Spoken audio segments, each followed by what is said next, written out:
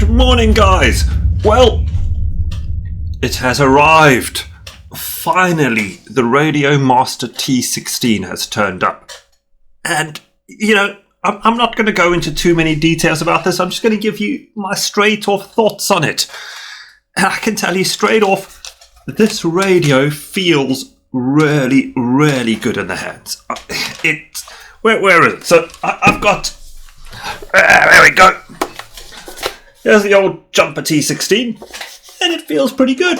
I like it, and I've enjoyed flying with it. It really is just a lovely radio.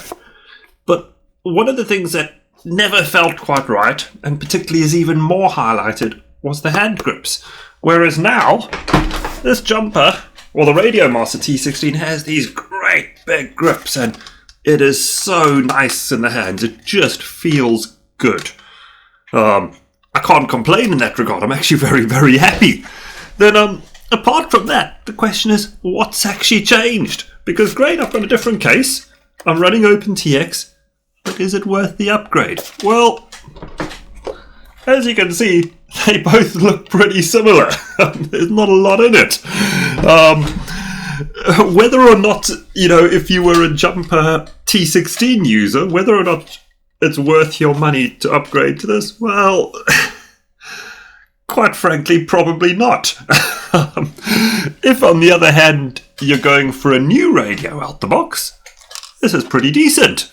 It's kind of, in some ways, it feels just a little bit more refined than the Jumper. And maybe this is testament to the fact that what Radiomaster have done, they've sat down, allowed Jumper to produce their stuff, and it's gone on and on and on, and they've watched all the potential issues, seen the teething problems, and then they've said, actually, we're going to release ours and not have those problems. But does it have any problems? Well, you know what? I actually prefer, it's one of the things they've done, they've upgraded this roller, and they've got a nice metal anodized roller, and it feels okay under the fingers. I actually think I prefer the feel of the one of the Jumper. And maybe I'll just get used to that in time. It's not a big enough niggle to be a problem to me, but that's maybe a little thing.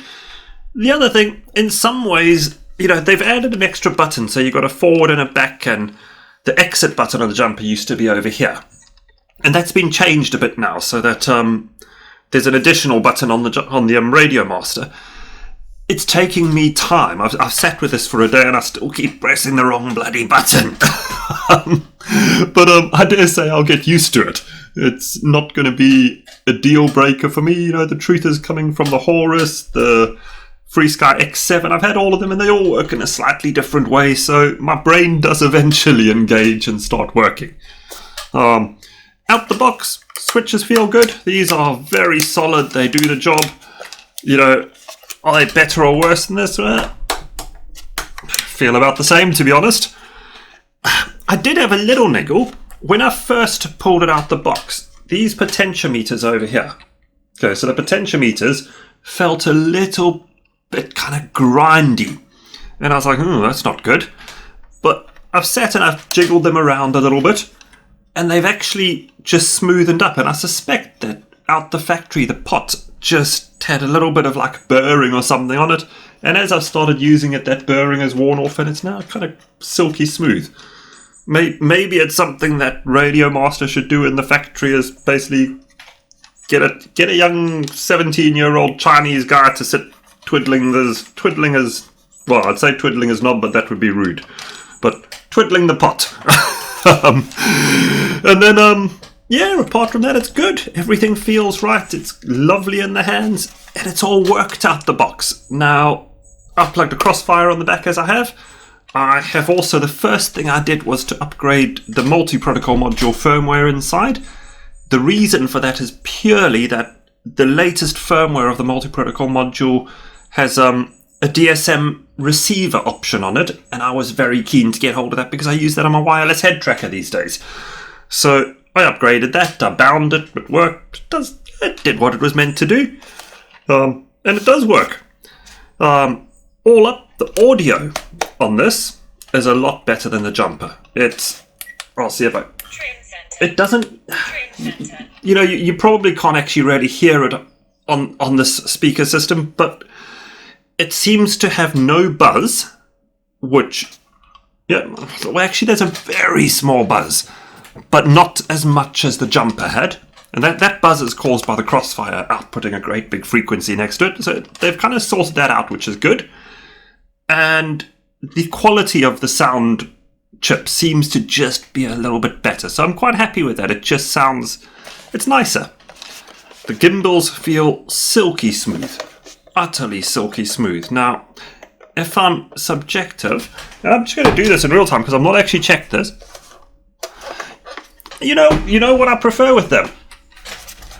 And maybe I need to check this. I actually think the gimbals are longer. So I'm going to check this with my meter just to verify. So those are... we are talking... If I could use my micrometer, I don't know what I'm doing here. So those are about 37 long. Oh, yep, I'm right. And these are about 32 long. So the Jumper's gimbals are shorter than the Radiomaster. Now, that does suit me. I prefer the longer sticks. And when you consider that I've screwed these, I've used some aftermarket gimbal sticks on here, which I prefer, they ride at the bottom. So this actually means that I have a longer reach with my stick. And everyone's got their own different opinion. You find the people who come from a gaming background tend to like very short ones, they thumbers, and they just kind of go like that. I come from a traditional RC background. I prefer a long stick. It introduces some natural exponential to your flying, because the further you are from the stick, the more you have to move your stick to get the action. And it softens everything up. And I actually find, as a sort of, I'm a hybrid pinch flyer like that, 2 fingers on the sticks. I find the longer sticks just make that little bit of a difference. And I'm very happy with that. That's good. What else? I like the new, I pulled this all apart the other day, and in fact yesterday I opened the whole thing up. The fact that there's none of these blasted little ribbon leads that the T16 Jumper has means everything's hard soldered. You're not going to get problems with switches randomly disconnecting because you bumped the radio and a ribbon lead shifted in position. Fantastic. That's good news.